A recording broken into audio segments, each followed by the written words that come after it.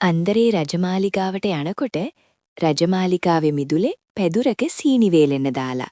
සීනි දැකපු අන්දරේගේ කටට කෙලෙිනුවා. කොහොම හරි සීනි ටික කන්න ඕන නිසා අන්දරේ හොඳ උපායක් කල්පනා කළා. බයින් රජතුමා ළඟට ගිය අන්දරේ රජතුමාගෙන් මෙහිම ඇහුවා. රජතුමනි, මොකද මේ සීනි වේලෙන්ට දාලා තියෙන්නේ? හැමදාම අපිව රවට්ටන අන්දරේව අද මන් රවට්ටනවා කියලා හිතුව රජතුමා hina වෙලා මෙහෙම කිව්වා. අන්දරේ ඔය තියෙන්නේ පස් වර්ගයක්. අනේ මන්ද අන්දරේට සීනි පසුයි අඳුරගන්න බැරි වුණාද? කට කොනකින් hina වුණ අන්දරේ මෙහෙම කියලා යන්න ගියා. හානේ රජතුමනි, මේ පස්ද මටනි වැරදුනේ. හොඳා එහෙනම්.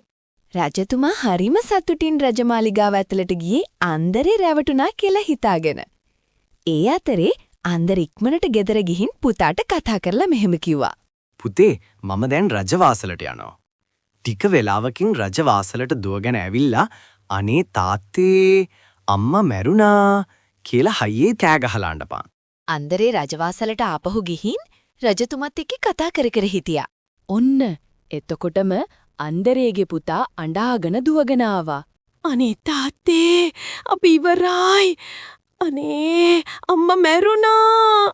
එතකොටම අන්දරේත් හයියෙන් අඬන්න පටන් ගත්තා. පුතාවත් ඇදගෙන එළියට දුවගෙන ඇවිත් සීනි පැදුර ළඟ බිම පෙරලිලා සීනි අහුරක් අරන් පුතාටත් කවලා. අන්දරේත් කන ගමන් මෙහෙම කිව්වා. අපි ඉඳලා වැඩක් නෑ. දැන් අපිට කන්න වෙන්නේ පස් තමයි. උඹේ කටෙත් පස්, මගේ කටෙත් පස්. උඹේ කටෙත් පස්, මගේ කටෙත් පස්. රජතුමාට ඒ වෙලාවේ තමයි තේරුනේ අන්දරේ නෙවෙයි රජතුමා තමයි රැවටිලා තියෙන්නේ කියලා. ඉතින් දරුවනේ, මේ කතාවෙන් අපිට ඉගෙන ගන්න තියෙන පාඩම තමයි තැනට සුදුසු නුවණ පාවිච්චි කරොත් ඕනම දෙයක් ජය ගන්න පුරුවන් කියලා.